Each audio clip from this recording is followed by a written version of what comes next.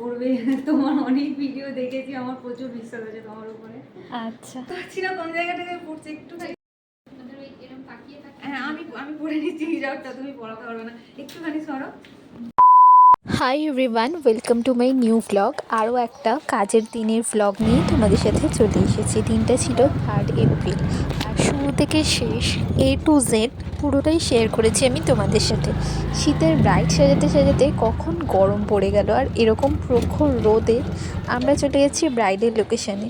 যেহেতু মুসলিম ব্রাইড, তো সকাল সকালই ওদের বাড়িতে চলে যাচ্ছি। 9:30টার মধ্যে আমি চলে গিয়েছিলাম। আর এই লোকেশানটা আমার বাড়ি থেকে 40 মিনিট দূরত্বে ছিল।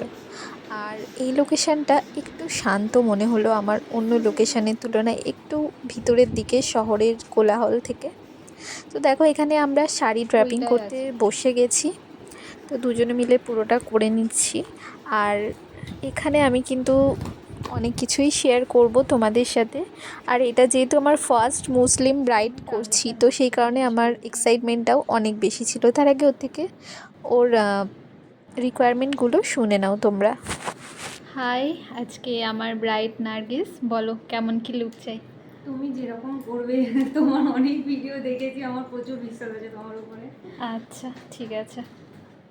তো তোমরা দেখতেই পেলে, ও কিন্তু বলেছে আমার ভিডিও দেখে এসেছে। যখন ভাবি যে কষ্ট করে ভিডিও বানানোর পরেও যখন ভিডিওতে লাইক, কমেন্ট, ভিউজ কিছুই আসে না, ভিডিও বানানো ছেড়ে দেবো, তারপর হঠাৎ করেই কেউ একজন বলে ওঠে তোমার ভিডিও দেখতে ভালোবাসি, তোমার ভিডিও দেখেই তোমাকে বুক করেছি, তখন না আরও একটা আলাদা রকম এনার্জি পাওয়া যায় ভিডিও বানানোর ক্ষেত্রে। আর তোমরা শুনতে পেলে কিনা জানি না, ও কিন্তু বারবার করে আমাকে বলে দিয়েছিল যে, মানে ও ভীষণ প্যানিক করে প্রত্যেকটা জিনিস নিয়ে। এটা ঠিক হবে তো, ওটা এরকম হবে তো, ওটা সেরকম হবে তো।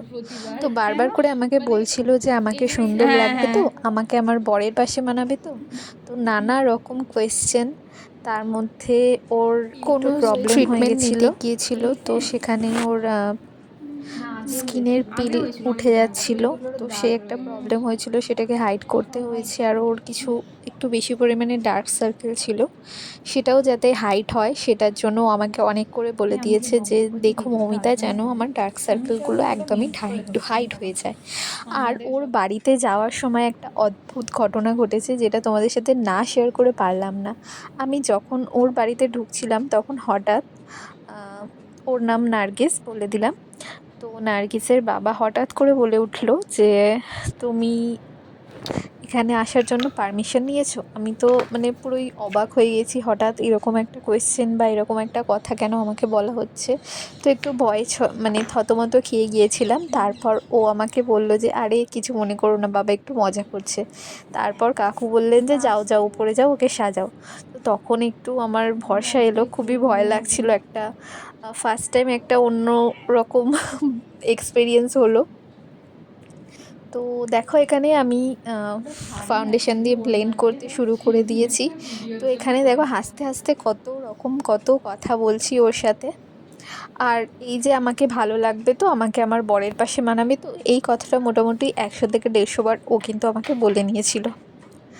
তো তোমরা দেখতে থাকো প্রসেসগুলো কেমন কি হচ্ছে না হচ্ছে। আর যারা বুকিং করতে চাইছো ব্রাইডালের ক্ষেত্রে, তারা বুকিং করতে পারো। বুকিং কনফার্ম করার জন্য কিন্তু অবশ্যই একটা অ্যাডভান্স অ্যামাউন্ট পে করতে হয়। আর যারা যারা বুকিং করতে চাইছো, 26 এবং 27-এর বুকিং ওপেন আছে। ব্রাইডাল আর রিসেপশন বোথ সাইডের ক্ষেত্রে একটা ডিসকাউন্ট তোমরা অবশ্যই পাবে। আর যারা ফুল প্যাকেজ বুক করছো, তারা কিছুটা ডিসকাউন্ট পাবে। অন্যান্য আলাদা আলাদা বুকিংয়ের ক্ষেত্রে ডিসকাউন্টটা পসিবল হয় না, কিন্তু যেটা পুরোটা ব্রাইডাল একটা বিয়ের যা যা লুক আছে, হালদি থেকে শুরু করে সঙ্গীত, আইবুড়ো ভাত, এই ধরনের লুকগুলো যারা একসাথে পুরো প্যাকেজটা নেবে, সাথে রিসেপশন, ভাত কাপড়, তাদের ক্ষেত্রে একটা ভালো পরিমাণে ছাড় দেওয়া হবে। তো দেখো, এখানে ওর কিন্তু আইব্রো করা ছিল না। এটাই হচ্ছে প্রবলেম, যে ওদের আইব্রো নাকি করা যায় না। তো সেক্ষেত্রে আইব্রোটা ওইভাবেই আমাদেরকে কারেক্ট করতে হয়, একটু প্রবলেম হয় আর কিছুই না। তো আইব্রোটা শার্প থাকলে খুব সুন্দর কিন্তু একটা লুক আসে। আইব্রো বলো বা ফেসিয়াল অতিরিক্ত হেয়ার থাকলে সেটাতে খুব একটা ভালো ফ্ললেস কিন্তু বেস হয় না একদমই। আর ওই রকম বেস ভালো ব্লেন্ডিংও হয় না, সেক্ষেত্রে সোয়েটেরও প্রবলেম হতেই পারে। যাদের ফেসে হেয়ার বেশি থাকে তাদের ক্ষেত্রে ঘাম অতিরিক্ত হয় এবং প্রচুর পরিমাণে অয়েল সিক্রেশন হয়, সেক্ষেত্রে একটু প্রবলেম হয়। তো সবাইকে বলবো যারা যারা বিয়ের জন্য বা রিসেপশন বা বিয়ের অন্যান্য লুক করছো তারা অবশ্যই আইব্রোটা করে রেখো, তাহলে আমাদের খুবই ভালো হয়, কাজ করতে সুবিধা হয়। আর যাদের আপার লিপে অতিরিক্ত বেশি হেয়ার তারা আপার লিপটাও রিমুভ করো। আর যদি ফেসিয়াল হেয়ার অতিরিক্ত হয় সেক্ষেত্রে রিমুভ করতে হবে। তো সবটাই তোমাদেরকে বলে দিলাম। তারপরেও কখনো কখনো এরকম হয় যে স্পটে গিয়ে আমরা দেখতে পাই যে কোনোটাই রিমুভ করা নেই, তো অনেক কষ্ট করে কাজ করতে হয়। কখনো কখনো আমরা রেজার নিয়ে যাই, সেক্ষেত্রে আমাদেরকেও পুরোটা শার্প করে তারপর কাজ করতে হয়। তো দেখো দেখতে দেখতে এখানে আই মেকআপটা করে নিচ্ছি। আর ওর বাড়ি যেহেতু আমরা তাড়াতাড়ি গিয়েছিলাম, মোটামুটি আমাদের মেকআপটা 12:30টার মধ্যে একদমই কমপ্লিট হয়ে গেছিলো। ওর হিজাব আর গয়না পরাতে একটু টাইম লেগেছিলো, সেটা প্রায় 1 ঘন্টার মতো। সবটা মিলিয়ে কমপ্লিট করতে আমাদের 1:30টা বেজে গেছিলো। আর ওর মেকআপটা আমরা শুরু করেছিলাম 10:30টা থেকে। তো ফার্স্ট টাইম যেহেতু হিজাব পরা আর একটা ব্রাইড পেয়েছি, তো আমাদের এক্সাইটমেন্টটা অনেক বেশি ছিল। তো পুরোটা আমরা ক্যাপচার করেছি আর তোমাদের সাথে পুরোটাই শেয়ার করেছি। তোমরা কিন্তু দেখে অবশ্যই জানাবে যে লুকটা কেমন হলো। ও চেয়েছিল একটা সিম্পল লুক করতে, বাট ওর স্কিন টোনের সাথে থেকে একটু যেন ফেয়ার হয়। তো যেহেতু গরম পড়েছে অতিরিক্ত, তো সেই কারণে অক্সিডাইজ হয়ে স্কিন টোনেই এসে যায়। তো আমি এক শেড ফেয়ার করেছিলাম, সেটা কিন্তু পরবর্তীকালে একদমই ওর স্কিন টোনের হয়ে যাবে। আর ওর থেকে আমি রিভিউ নিয়েছিলাম। মোটামুটি ওর মেকআপটা অনেকক্ষণই স্টে করেছিল, যেহেতু এসি রুমে ছিল। এসি রুম ছাড়া কিন্তু গরমকালে যত দামি প্রোডাক্টই দাও না কেন মেকআপ স্টে করা কখনোই সম্ভব নয়।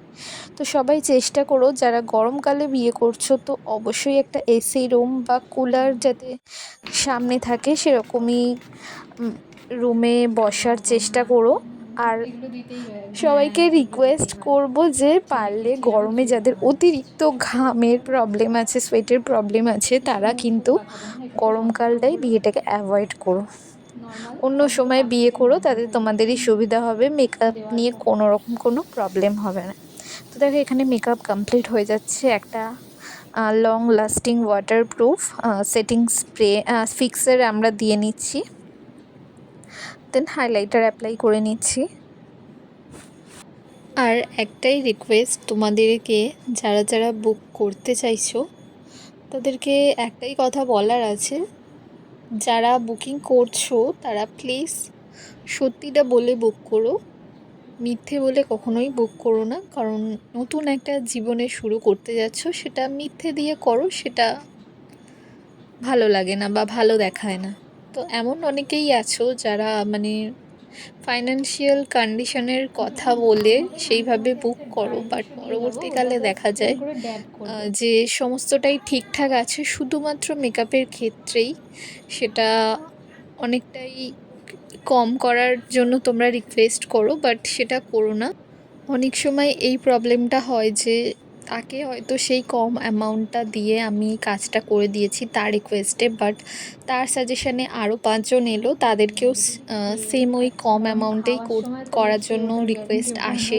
বাট সেটা তো পসিবল নয়, কারোর সামর্থ্য না থাকলে সেটা কম অ্যামাউন্টে করা যায়, বাট পরপর সবার তো সেটা করা পসিবল হয় না। আর প্রোডাক্টের দাম কিন্তু এখন প্রচুর পরিমাণে বেশি হয়ে গেছে। ওই একটা ব্রাইডের জন্য কিন্তু আমরা ব্যাগে 50 থেকে 60 হাজার টাকার জিনিস ক্যারি করে নিয়ে যাই, সেটা কিন্তু তোমরা অবশ্যই জানবে। তো সেক্ষেত্রে কখনোই আমাদের যেটা প্রাপ্য তার থেকে আমাদেরকে কখনো বঞ্চিত করো না, কারণ যেই জিনিসটার যেই রকম দাম হওয়া উচিত সেইভাবেই তার মর্যাদা দেওয়া উচিত। তো দেখো এখানে দেখতে দেখতে ওর হিজাবের কাজ চলে এসেছে। তো ফার্স্টে হিজাবের আগে ওদের মাথায় কিছু একটা এরকম পরতে হয়, তো সেটা আমি বেঁধে দিলাম। দেন হিজাবটা ও নিজে নিজেই কিন্তু পরে নিচ্ছে। ও খুব সুন্দর করে ধৈর্য ধরে টাইম নিয়ে অনেকক্ষণ ধরে হিজাবটা পরেছে, প্রায় 1 ঘন্টার মতো প্রায় লেগে গেছে। তারপর জুয়েলারিগুলো পরিয়ে দিলাম আর দেন ফটো তুলে নিয়েছিলাম। তো দেখো ওর কিন্তু প্রচণ্ড ধৈর্য, আর প্রত্যেকটা কাজ যেন পারফেক্ট হয় এইভাবেই কিন্তু ও প্রত্যেকটা কাজ করছিল। আর এখানে রিং লাইট ছাড়াও কিন্তু এই লুকটা অনেকটাই সুন্দর লাগছিল। তোমাদের কেমন কি লাগলো তোমরা সেটা অবশ্যই জানাও।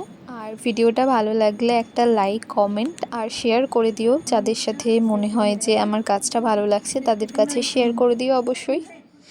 তো এখানে দেখো ওর লুকটা কিন্তু কমপ্লিট হয়ে গেছে।